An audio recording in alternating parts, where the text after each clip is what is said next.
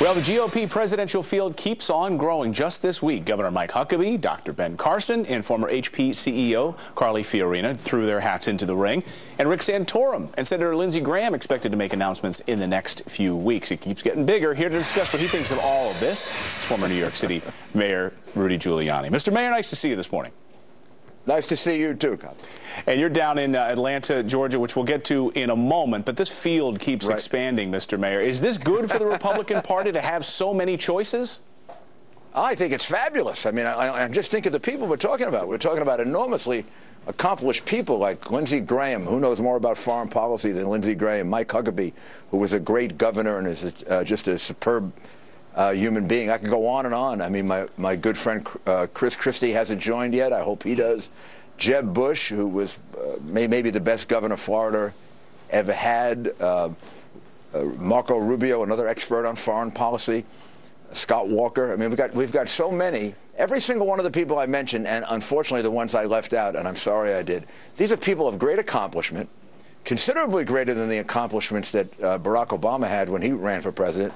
And I think each one of them in a much better position to be president of the United States than Hillary Clinton. Yeah, and they're vastly divided on the issues. It's not a simple process right now. As you read down the differing positions on all of these candidates, the argument, of course, is that you go through this protracted primary season, Mr. Mayor, and they're duking it out. It exposes all of their war wounds, so to speak, and Hillary Clinton gets to sit back and watch all of this unfold. Is that bad for Republicans? Well, if we do it the right way, it should be good for Republicans. It means we're going to have an interesting debate over ideas, over things that are important to the American people, while we try to get Hillary to answer a single question. You know, it's really hard. We'd like to know why the heck she wiped out half of her emails while she was Secretary of State. I find that extraordinary. I find it extraordinary that the media goes crazy over what Mr. Brady allegedly did with the Patriots. And, you know, Hillary Clinton's wiping out half her emails while she was Secretary of State is considered by the mainstream media to be like a parking ticket or something. I mean, I was in the government most of my life. I don't remember keeping government records in my house, and I don't remember destroying government records. And I think if I did, I wouldn't be sitting here talking on this television show. I'd be in one of those prisons I used to run a long time ago.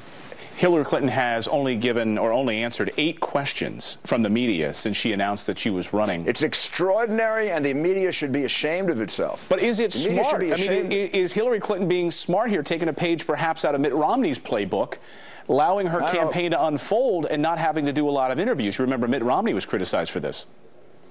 Remember what happened to Mitt Romney, and remember what happened to Hillary against Barack Obama when she tried to play it safe. So I think if you take a look at the candidates that we have, they get interviewed, they answer questions. Look at Ben Carson.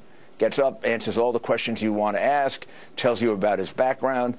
I think that's a much healthier way to run it. It is true we have a lot of people. It's going to get down to 3 or 4 main ones. Do you see any candidates emerging from the field at this point? I know it's early. Right now, Jeb Bush is ahead, even though he hasn't announced, and that's a pretty good sign that you can be ahead before you announce. Well, I think Jeb's articulation is exactly right. Run as who you are, and I know these men, not all of them, most of them. These are men who will stand up for what they believe in, and I believe the same thing is true of Carly Fiorina. I mean, Carly's views on some social issues are more moderate than the base of the Republican Party, and here she is running, and I would not count her out by any means. Well, that was former New York City Mayor Rudy Giuliani. We're going to have more from our interview with him later in the show, where we discuss the anti-police rhetoric happening around the country.